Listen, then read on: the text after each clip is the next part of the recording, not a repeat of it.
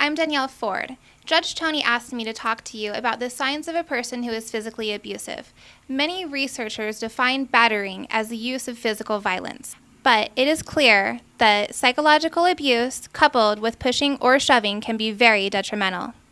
Women's rights groups estimate that nearly 20% of women will suffer from physical abuse at least once in their lifetime. Domestic violence is the #1 cause of death and injury to women in the U.S. The following signs are indicators of someone who is a woman beater.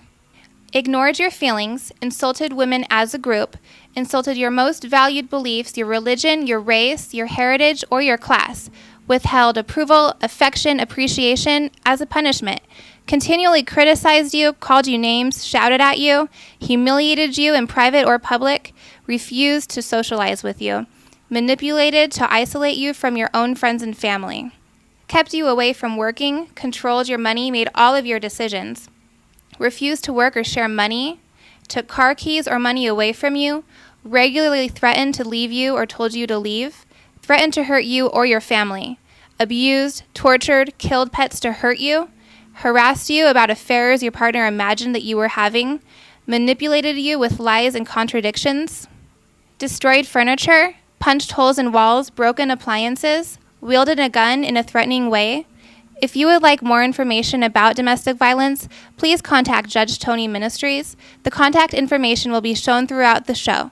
God bless you, and enjoy the rest of the show. I'm reporting for TV channel 66.6, Fairness for Fathers show. What do all domestic battery women have in common? I don't know what. Oh, they just don't listen. What do you tell a woman with 2 black eyes?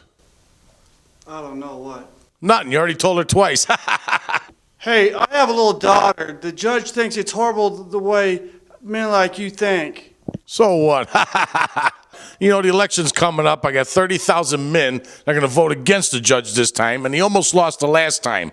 You know what? Women are so dumb, they ain't going to know what I'm up to. Matter of fact, their brains are the size of peanuts.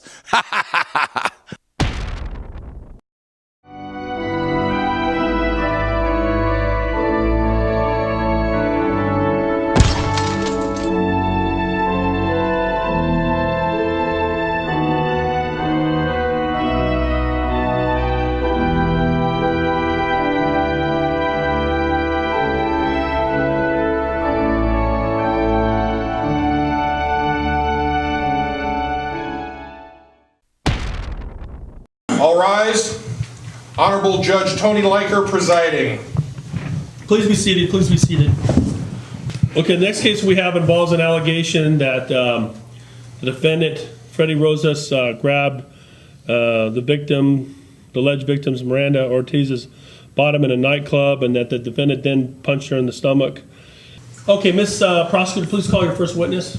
My first witness is a victim, Miranda Ortiz. Okay, Mrs. Ortiz? Yes. Okay, please state your name for the record.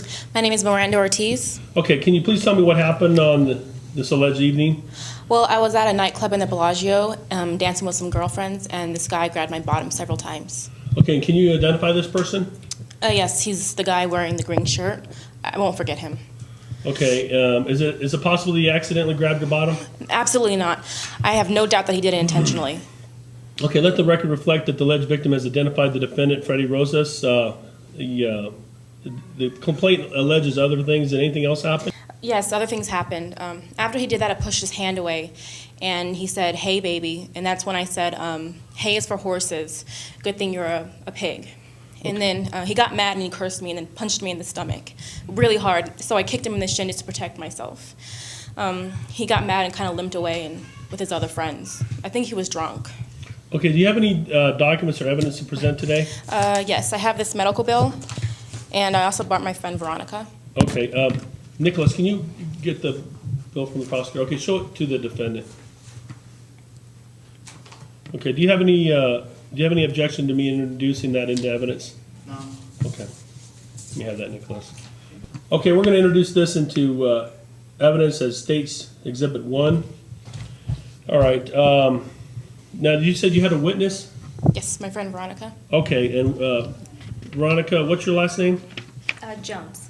Okay, and tell me if you saw, if anything, that night? I saw the whole thing because I was facing her. The defendant definitely intentionally grabbed her bottom, and then he punched her in the stomach really hard. As far as drinking goes, my friend and I don't drink, so we were not drunk that night, but the defendant was clearly intoxicated. Okay, did he smell of alcohol? Yes, he did. Okay, is there anything else you'd like to present, ma'am? No, that's about it. Okay, that doesn't sound real good, Mr. Rosas, but let's hear from your side of the story. Tell me what happened, if anything, that night. Well, I was definitely there, Your Honor, but I never touched her. Okay, so you're saying she's lying? Yes, sir. Okay, well, tell me what your side of the story is. Well, I mean, I saw her there, standing with a bunch of her friends. So then I walked up to her because I wanted to let her know how stupid she looked in an outfit. Okay, and were you there with anybody? Were you there with friends? Well, yeah, actually, I was with one friend, so she's actually lying about saying that I was there with a bunch of friends because I was just with my friend Carlos here. Okay, well, I'm not following you on that. It's an inaccuracy. It doesn't mean that she's lying. So, she may have been upset that night if what she said happened. But at any rate, but accuracy is very important. I agree with you on that. Well, okay. Well, let me ask you something. What do you know her? I saw her in the nightclub, but I don't know her. I haven't seen her since that night, but I didn't touch her. But you did walk up and talk to her? Yes, I did. And okay, but you're saying you never touched her? No, sir. Okay. Why did you go talk to her? Well, I saw her dancing with her friends, and I wanted to let her know that she looked pretty stupid in her outfit. You're a real gentleman, Mr. Rosas. Well, did you actually talk to her? No, I didn't say one word to her. But you did say you went up to tell her that she looked stupid, right? Yeah, but I forgot to say something. Well, you're not making a whole lot of sense. Had you been drinking that night? Well, I had about 3 shots and a couple of beers, but I wasn't drunk. I know what happened.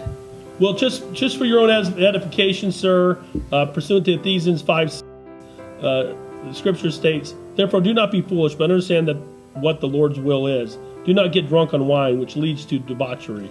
And that's exactly what happened here.